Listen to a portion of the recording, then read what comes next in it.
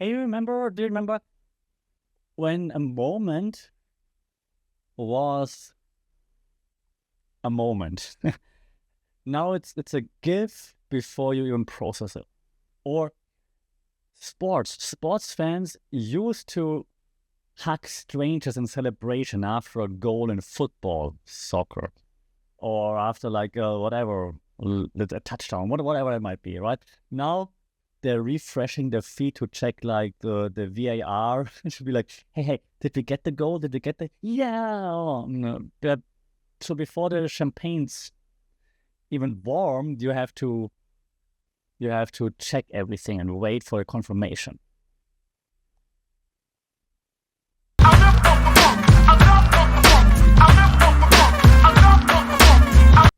Saudi and welcome to a new episode here for the Funky Pod, Mindful Media and Communication. And no, don't hit the replay button just yet. I thought about upon the replay pun, but then the lyrics left me. So don't hit the replay button just yet, because we have to talk about it first. How is replaying things, killing joy, killing the moment? And yeah, the replay tech in sports was meant to get it right. Like get it right, not kill the magic. Of course, so the intention was clear and understandable. The outcome, however, is the exact opposite. Now the question is, how did it happen? Why is, and as the example, we're just sticking to VAR for a moment, okay? How did VAR ending up killing football magic, for example? And I think that there are several reasons for that, and it's not only VAR's fault, but to a large extent it is. As mentioned in the intro, right, you can't celebrate right away, you have to wait for confirmation, for example. But that's not all, because social media platforms, they help with it. Social media platforms kind of turbocharge the replay into endless loops. Right? You just see it over and over and over again. The moment in which something is happening becomes content way before it becomes memory. What I mean by that is, you can see like different angles, different replays, super slow motion and stuff like this on your phone before you actually really process it. You're like, hey, this has happened. Oh, wait, let me see. It's going to be on X anyways right away. And okay, oh, there's another angle on X, and there's another angle on X. And while it's cool to have replay, I'm not hating on technology. I'm a tech enthusiast. It's great to have that. But if we rely on it for satisfaction, for happiness, then maybe that's a problem. Okay? And if we're just, relying on the content that we see on different platforms to give us joy instead of being in the moment, that might also be a problem. Because usually, you have like this emotional arc when you go to an event. You have that live thrill and live enjoyment. But right now, you have the live thrill. You're like, yeah. Then you have the instant doubt, like, yeah. And then you have to wait for the verdict. Oh, yeah, cool, okay. Yeah, it takes away a huge part of what made live events. Now, why is it happening? Well, different reasons that I mentioned, right? Instant replay in sports, auto looping on social platforms, TikTok, Instagram, X, you name it. Now, why do we have those instant loops, for example? Well, we all crave dopamine hits. That's why we're all on social media all the time, right? You get a notification like, hey, so cool. Well, and then if there's something happens that we enjoy, we want to see it again, and we want to see it again, and we want to see it again.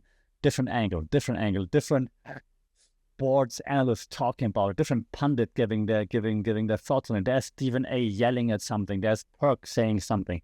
There's the Last Take Show saying something about it.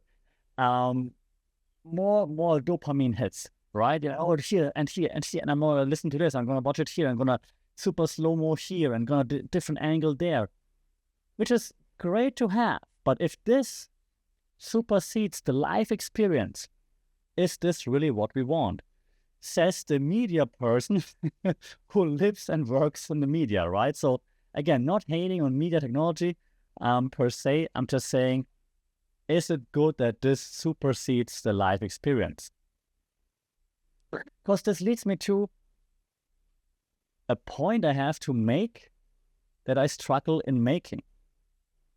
From a media business point of view, the media logic would dictate that an event's primary value is not the live event itself, it's the replay potential. What and how much content can I get out of an event? The live gate, sure, nice to have. But what do I get out of the event that I can post everywhere, can replay everywhere, get engagement, sell ads, and so on? And now we're switching off the media professor mode for a second. That sucks. Okay, half of the mode back on. There are a few theories in play that help us understand that. Understanding doesn't mean we have to like it though. Okay, just to make that clear. There's like the aura explanation. Aura talks about, I mean, you know aura and aura farming, so I'm not gonna dance now. But there's like a theory that talks about the here and now authenticity of something in the moment. And this authenticity of the here and now and life and experiencing something for the first time together with others, that's being stripped away via technology.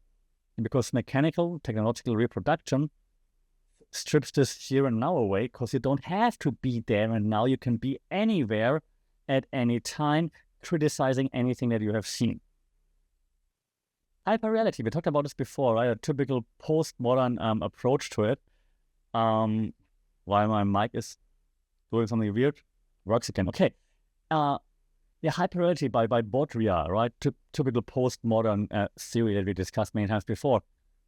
But hyperreality suggests that, sure, we understand that what we see on TV, on social media, wherever, might not be completely real. However, we don't know how much is fake. Reality shows, anything on IG, on TikTok, is it real, is it not real? We don't know. We know most stuff is not 100% real, but if we take it to be real, then it's real for us, so it becomes real, right? And it's the same thing. The replay now becomes reality, not what's happened in the moment. The replay becomes the reality. So what we see in that moment doesn't matter as much as what we see in a replay. We trust the slow motion over our own eyes. And that is okay for like crucial decisions, but that takes away again from the experience. And then, unfortunately, we are still getting decisions that don't seem to be right. And I'm not mad just because I'm wearing my German jersey while I record this podcast. So I'm not only referring to the World Cup where Spain decided to play handball instead of football. But you get the idea, right? You see what I'm saying? Yeah. Now, there's another theory, and you see or hear me struggle, depending if you're listening or watching, because that theory is called the attention economy. You might have heard of that. And this completely explains why it's happening. So I can actually, we can answer the question, why is it happening right away? Because attention economy tells us, well, how do we make money with attention, basically, right? And the replays, those different angles, those pundits adding their thoughts to it, what does it do? It gets attention, it gets engagement, and that's why it's happening. Yeah, all the platforms, one-off event, yeah, sure, but the replays keep those platforms afloat, keep making them money, engagement, ads, all those things. So they want you to keep looping whatever you're looping. And a few examples just mentioned. There's VAR in football games, for example, right? goals should be celebrations, for example, but then the freeze frame ruins that, right? You see it so often right now. People, football players, they score, and then the first look is not like celebrations, like look over to the referee. It's like, is it a goal? Is it, can I celebrate? Can we celebrate? Is it okay? The live event suffering so much from that. And then you still have situations where it's not helping. Like, what? You see replays. They cut away from the crowd pop to show you every slow motion angle. Great, eventually, but if you see like 5 times, 10 times, like, okay, now it's enough. I get it. It's enough now, okay? TikTok, I had to mention it, right? Those micro memes, like short form memes, those single awkward facial expression trends. No, I'm not hating one of those trends, but yeah, you see what I'm saying. Or those short outtakes from, like, let's assume there's a press conference, for example, for a movie, for a sports event, whatever. And then on IG, TikTok, you just see like those 10, 15 seconds over and over again. Like, it's all just for engagement, and we know it, and we still participated. And eventually, right, so the implications for that will be that if you think back at events, the thing you remember more is probably that perfect angle, that slow motion, rather than the imperfect reality. So because I'm just wearing, like I said, I'm wearing this German jersey today, by chance, not on purpose, and I think back to the Euros, right? What I remember is the slow motion of the ball going at Cucurella's hand. That's all I remember. I remember the slow motion. When I now think about it, I see him there. I see his right hand getting to the ball. I don't remember the live moment, like those few seconds where it happens. I remember what I saw on YouTube TV, on the stream here in Thailand, his hand moving to the ball. That replaced that live event feeling. That's so sad. Also, it's leading to a desensitization. Like, if everything is replayable, like nothing really feels urgent. I can watch anything at any time, anywhere. It's great, it's convenient, but it takes away that live event feeling. That, oh my God, we're experiencing this together at the same time. And that leads to one thing that we talk a lot about in one of my classes at uni, the narrative flattening, which is that moments exist in, we call it interchangeable clips in a highlight reel.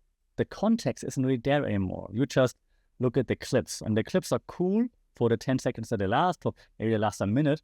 Then it's cool for that, but you can watch them anytime and in any order, so to speak, and you don't have to watch the whole experience, the whole event. And that's kind of sad, because the context of like the whole event, the whole narrative arc of the whole event gets stripped away. And for us, right, from a media communications point of view, the takeaways we could have here is that, well, we try to engineer spectacle. We try to engineer something spectacular, something awesome, something that an audience wants to enjoy and participate in.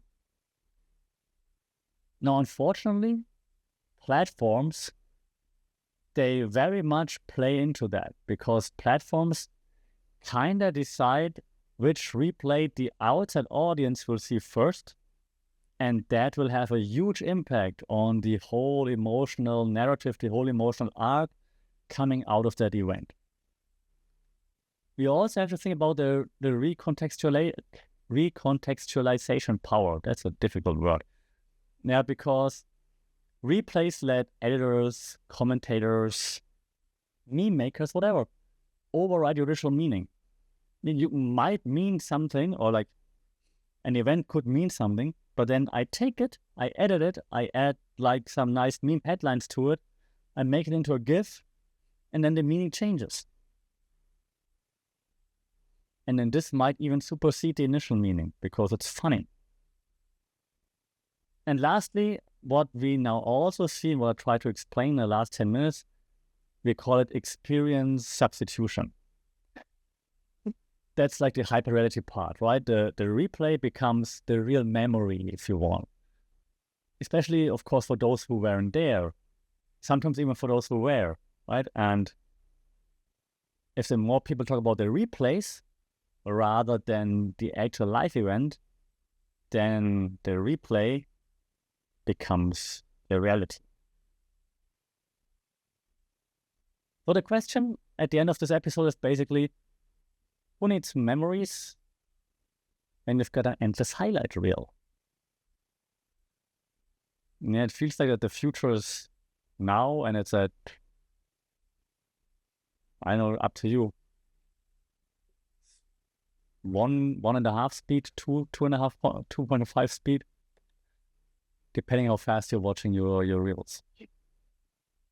Slow down, go to a live event, don't watch all the replays. Let me know what you think at FunkedPod, and we talk again next time. Until then, stay safe, take care. Sawasdee krap.